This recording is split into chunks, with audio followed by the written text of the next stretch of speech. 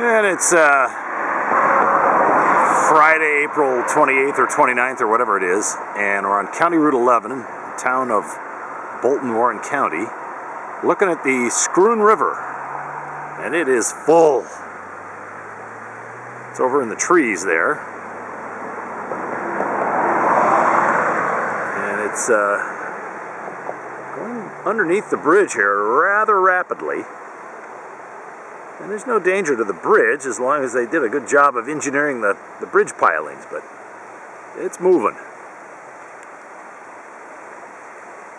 can see a lot of large stuff has been thrown down against the forest here, big trees.